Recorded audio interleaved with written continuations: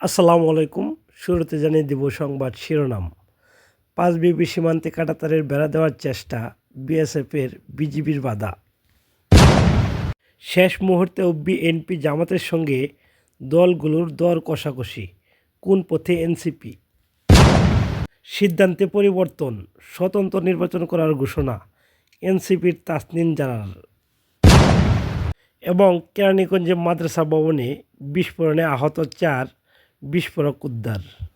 সম্মানিত ভিউয়ার্স, ভিডিওটি একটি লাইক দিয়ে চ্যানেলটি সাবস্ক্রাইব করার অনুরোধ রইল। এবার বিস্তারিত।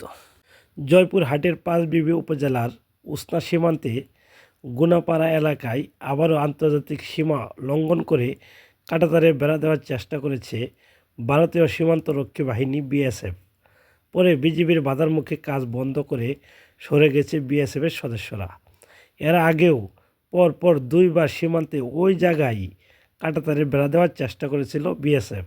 শনিবার ২৭শে ডিসেম্বর ভোরে ৫ উপজেলার কয়া বিউপির আওতাধীন পূর্ব উসনা গুনাপাড়া সীমান্তে ২৮১ নম্বর মেইন সীমান্ত পিলারের সাব পিলার ৪৭, ৪৮ এবং ৪৯ এলাকায় এই বেড়া দেওয়ার চেষ্টা চলছিল।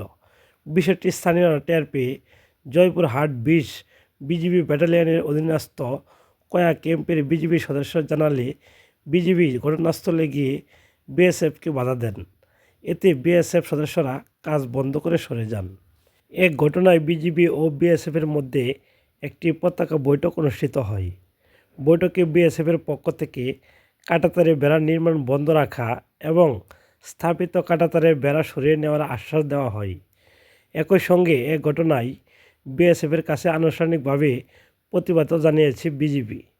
জয়পুরহাট ২০ বিজিবির সহকারী পরিচালক মোহাম্মদ ইমরান হোসেন বলেন, বিএসএফ সীমান্ত আইন লঙ্ঘন করে বেড়া দেওয়ার চেষ্টা করছিল।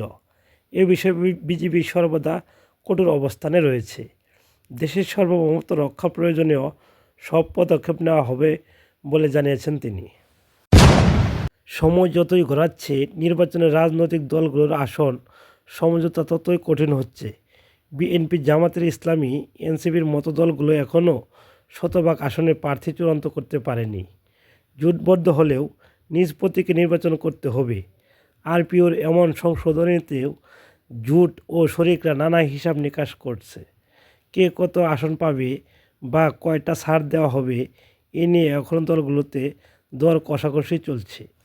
বিএনপি যুগপৎ আন্দোলনের শরিক ও সমমনা দলগুলোর সঙ্গে আসন সমঝোতা প্রায় চূড়ান্ত করেছে।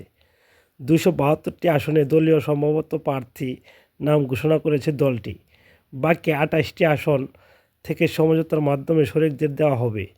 এখন পর্যন্ত প্রায় ১৪টি আসনের শরিক দলের প্রার্থীদের নামও ঘোষণা করা হয়েছে।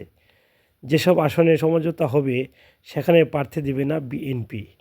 বিপ্লবী ওয়ার্কার্স পার্টির সাধারণ সম্পাদক সাইফুল হক বলেছেন, বোঝাপড়া থাকলে অনেক কিছু করা সম্ভব। আসন ছাড় নিয়ে কিছুটা টানাপোড়া রয়েছে, এটি থাকবেই।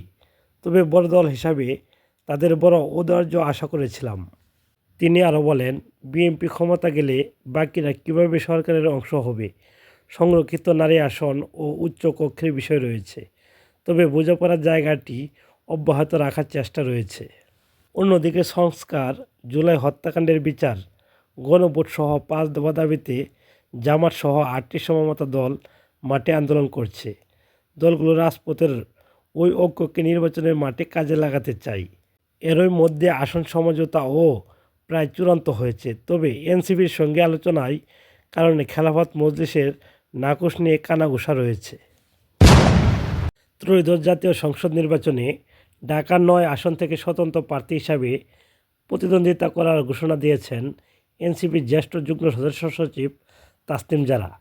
শনিবার ২৭শে ডিসেম্বর নিজের ভেরিফাইড ফেসবুক অ্যাকাউন্টে এক বিবৃতিতে মাধ্যমে তিনি এ সিদ্ধান্ত কথা জানান। ঢাকার দক্ষিণ কেরানীগঞ্জের হাসনাবাদ এলাকায় একটি মাদ্রাসা ভবনে বিস্ফোরণের ঘটনা ঘটে। এতে নারী ও শিশুসহ অন্তত ৪ জন আহত হয়েছেন বলে জানিয়েছেন পুলিশ। শুক্রবার ২৬শে ডিসেম্বর দুপুরে হাসনাবাদের উম্মাল কুরা ইন্টারন্যাশনাল মাদ্রাসায় এ বিস্ফোরণ ঘটে। বিস্ফোরণের ফলে ভবনটি একটি অংশ ক্ষতিগ্রস্ত হয় এবং আশপাশে আতঙ্ক ছড়িয়ে পড়ে। সম্মানিত ভিউয়ার্স, নিয়মিত খবর পেতে চ্যানেলটি সাবস্ক্রাইব করে রাখবেন। আসসালামু আলাইকুম।